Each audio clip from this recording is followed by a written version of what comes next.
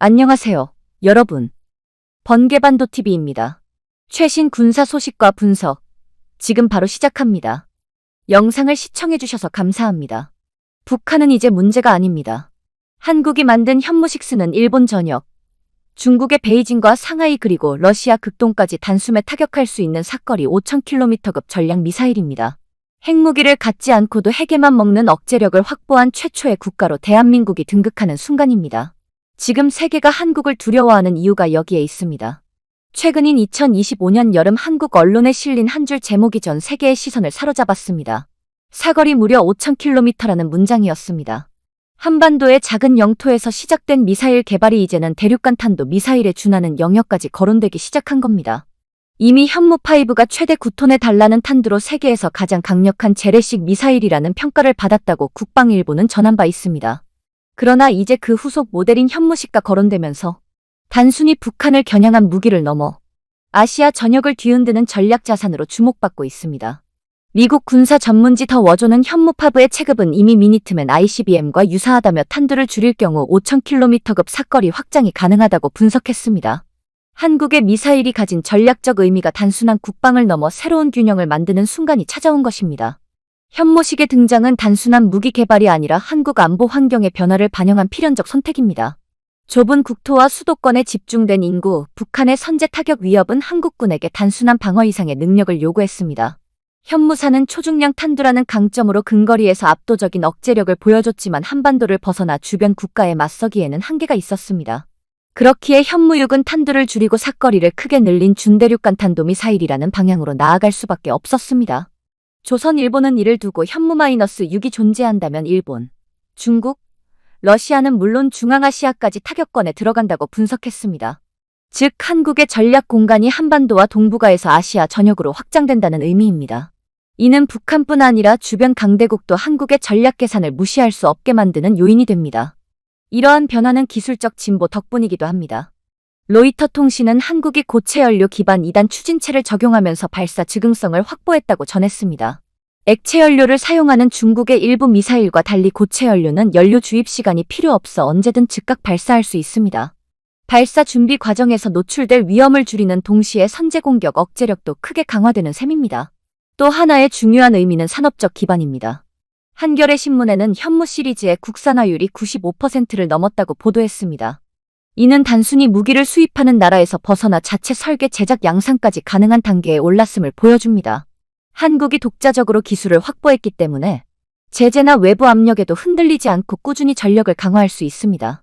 현무6의 가치를 이해하려면 먼저 현무-5와의 차이를 세밀하게 살펴볼 필요가 있습니다.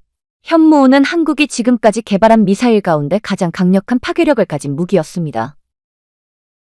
일본 국방 관계자는 현무5에 대해 최대 9톤급 탄두 중량으로 세계 최강의 재래식 미사일이라고 소개하며 단 한 발로도 지하 깊숙한 핵심 시설을 무력화할 수 있다고 전했습니다. 실제로 현무5는 북한의 지하 지휘소 및 핵심 군사시설을 파괴하기 위해 설계됐습니다. 그러나 사거리가 1000km 수준에 머물러 한반도와 인접 지역에만 제한적으로 적용될 수 있었습니다. 하지만 현무6은 이와 정반대 전략을 취합니다. 초중량 탄두라는 특징을 줄이고 대신 사거리를 3000km에서 최대 5000km 이상으로 끌어올렸습니다. 이는 단순히 거리만 늘린 것이 아니라 전력 무기의 성격 자체를 바꾼 것입니다. 군사 전문 매체는 탄두를 1톤 수준으로 줄이면 사거리가 5500km까지도 확장 가능하다고 분석했습니다. 결국 동일한 차체와 엔진 구조에서 어떤 선택을 하느냐에 따라 현무-5는 망치가 될 수 있고 현무6은 창이 될 수 있어 다양한 무기로 운용될 수 있는 셈입니다. 이렇게 탄두와 사거리를 조정한 무기의 차별성은 전략적으로 큰 의미를 가집니다. 현무5가 북한의 지하 핵심 시설을 직접 두드리는 근거리 압도 무기라면 현무6은 한반도를 넘어 일본의 주요지, 중국의 상하이와 베이징, 러시아 블라디보스토크까지 타격할 수 있는 장거리 억제 무기입니다.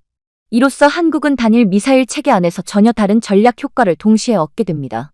해외 무기와의 비교는 현무6의 위상을 더욱 분명하게 보여줍니다.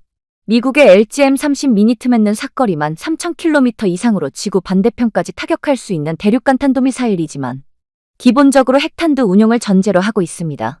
한국의 현무6은 핵이 아닌 재래식 탄두를 기반으로 하면서도 동북아 전체와 중앙아시아까지 억제할 수 있는 범위를 확보했습니다. 이 점에서 현무육은 핵무기를 보유하지 않은 국가가 선택할 수 있는 최적의 억제 수단이라고 할 수 있습니다. 중국의 둥펑 26도 자주 비교되는 무기입니다. 사거리 약 4,000km로 미국 괌기지를 겨냥해 괌킬러라는 별명을 얻었지만 액체연료 기반 모델이 여전히 존재해 발사 준비 시간이 길다는 약점이 있습니다. 현무육은 고체연료 2단 추진체를 적용했기 때문에 이런 약점에서 자유롭습니다. 로이터 통신은 한국의 차세대 미사일 개발을 언급하며 고체연료 추진체는 발사 즉흥성을 확보해 전략적 가치를 극대화한다고 보도했습니다. 즉 현무육은 단순히 사거리만 긴 무기가 아니라 실제 전장에서 즉각 대응할 수 있는 실전적 무기라는 점이 중요한 차별성입니다. 이와 같은 고체연료 기반 기술은 단순히 발사 속도만 빠른 것이 아닙니다. 고체 연료가 갖는 장점은 몇 가지 있는데요. 첫째, 발사 준비 과정에서 노출될 위험이 크게 줄어듭니다. 액체연료 미사일은 수십 분에서 수시간에 걸쳐 연료를 주입해야 하기 때문에 발사대가 적의 정밀 타격에 노출될 수 있습니다. 둘째, 기동성이 훨씬 높아집니다.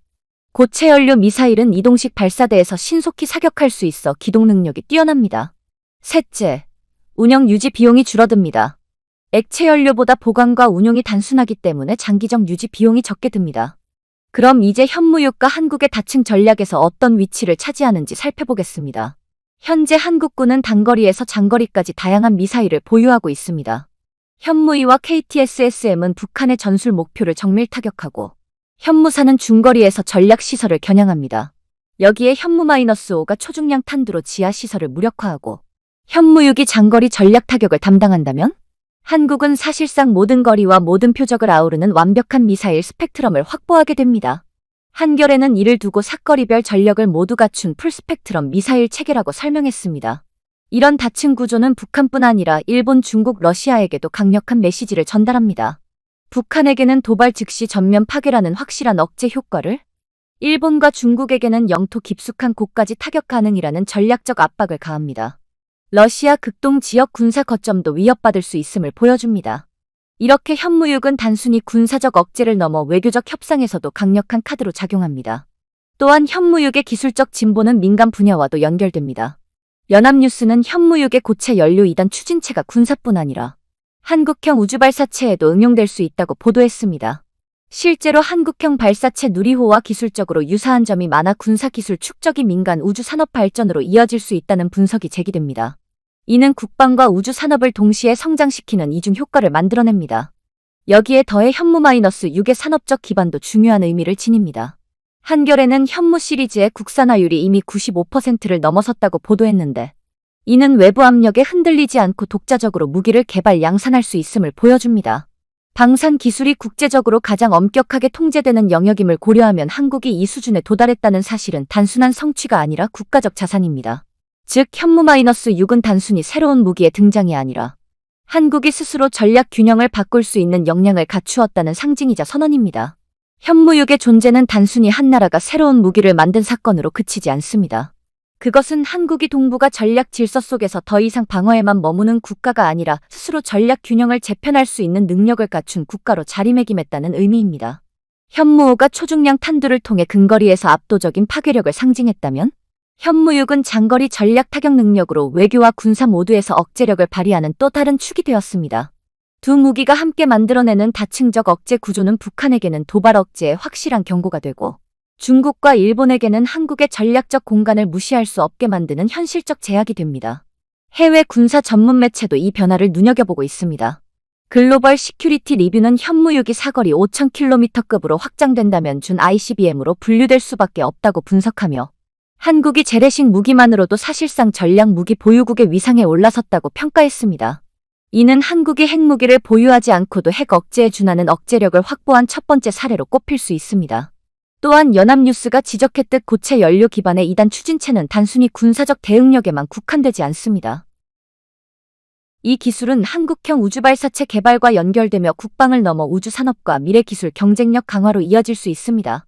따라서 현무-6은 군사자산이자 동시에 산업자산입니다. 결국 현무-6은 한국이 만들어낸 자주방위의 상징입니다.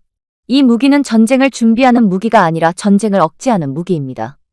적이 선제 공격을 생각하지 못하게 만드는 힘, 그리고 협상 테이블에서 한국의 발언권을 높이는 카드, 바로 그 역할을 수행하는 것이 현무-6입니다. 한국이 스스로의 힘으로 전략 균형을 만들어낼 수 있다는 자신감, 그것이 현무육이 가진 가장 큰 의미라고 할 수 있습니다.